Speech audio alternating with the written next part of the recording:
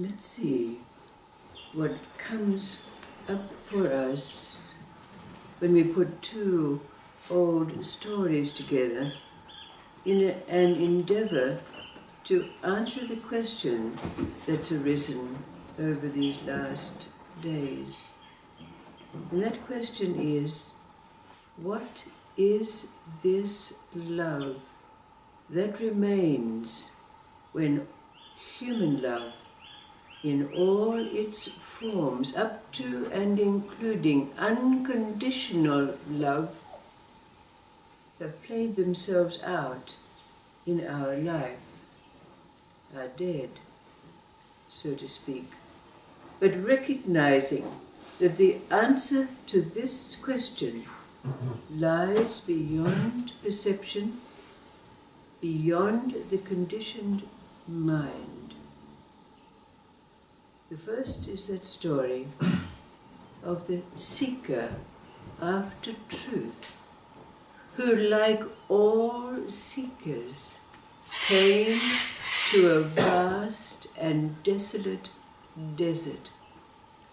But as he was crossing that desert, he stepped on a leaf that had blown from afar, that adhered itself to the bottom of his sandal. He immediately became aware that he was infinitely wise. He could perceive things that he'd never perceived before.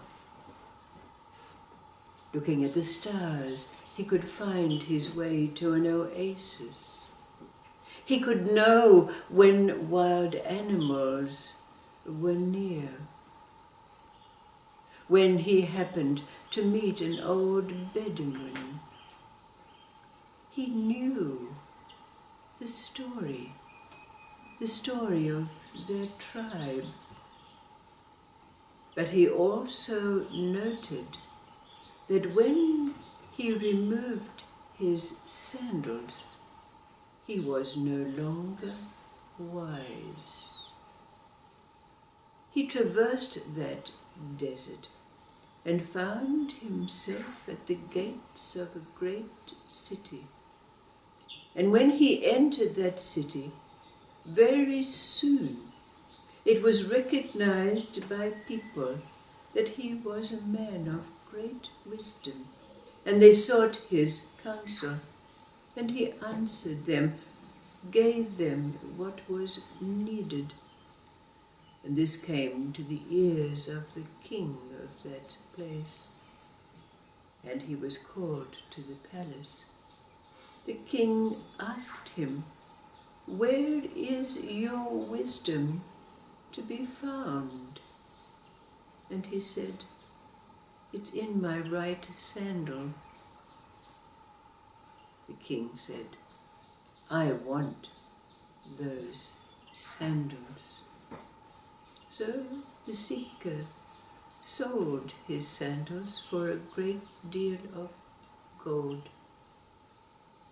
But as is the way of such things, the king could not wear sandals that had been worn and carried the dirt of another. So the sandals were washed, and the leaf that had adhered was removed. That king never did become wise. The second story is that of the old man who had throughout all of his long life given charity to the degree that now in his old age, without family, he was penurious, penniless, and had to live of the charity of friends in his village. But one evening, sitting in his simple cabin his candle alight, saying his evening prayers before breaking the bread that had been given to him during the day. There was a knock on the door, and when he opened it, outside the door was an ancient, old being leaning on a staff. This old being sought hospitality, a place to rest for the night. The old man said, "I have only stale bread, but you're welcome. Come." And he invited the ancient being in. They spent a very pleasant evening, speaking about life, sharing the crusts of bread that were there. In fact, this ancient being was none other than the prophet Elijah himself. They settled down for the night, and in the morning the ancient Elijah rose up to take his leave, but in thanking the old man, he said, "Here, take my staff." And he handed the old man his wooden staff, and then took his leave. In the following days, the old man carried the staff wherever he went. One day, when he was walking into town, the staff got stuck in a rut in the road, and as he bent down to remove it, there was a gold piece. He was again rich, able to share his largesse with the people who had been so kind to him. Not long after, the village was invaded by a band of robbers, and our old man, single-handedly, with his staff, was able to beat off these marauders. Now the people of the town were so grateful to him, and they knew of the dream, the wish of this old man. His wish was to visit the Holy Land before he died. So the people of the town took up a collection which enabled him to make the long journey across the ocean to this holy place. But on his travels, the wagon in which he was riding broke an axle, was disabled and had to be repaired. While the old man was waiting for the reparation to take place, he walked about on his staff, and looking up, he saw on a hill nearby a great and magnificent tree. So, leaning on his staff, he made his way up the hill to where the great tree stood. But as he looked up into its branches, he saw that there was one severed bough, a jagged wound where the branch had been. And then he looked down, and he recognized that the wood of his staff was the same as the wood of the tree.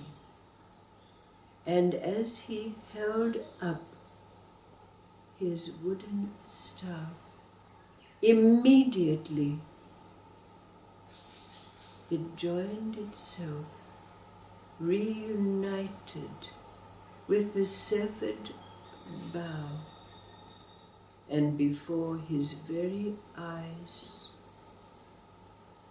his staff, joined now to the tree, burst out in leaves, flowers, and fruit. He was about to walk down the hill again, his heart rejoicing, when at his feet landed a leaf from this tree. He carried this leaf with him as he climbed back into the wagon, made the long journey to what is known as the Holy Land. He lived many, many more years than is usual for man. The leaf he carried with him remained fresh and alive all the days of this long, long life, and he gave wisdom, solace, comfort, largesse, knowledge, blessings, love to all who came into his aegis as he travelled far and wide.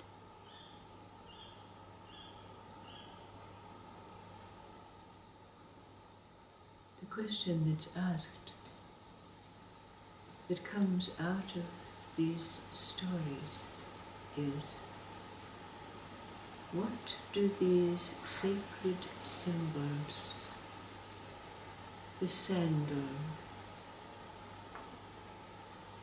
the staff,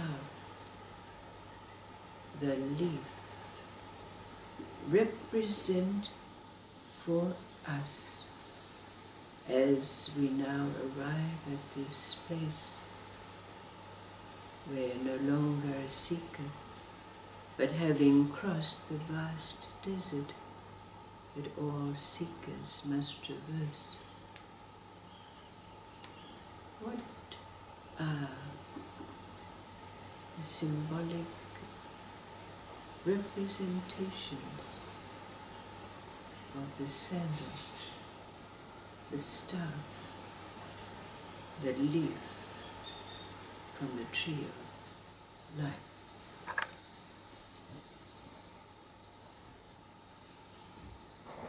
And how does it bring the possibility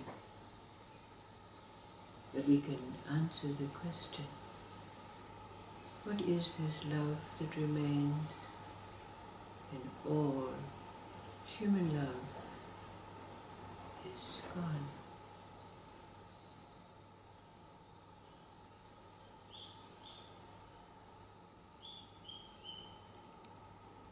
Played out.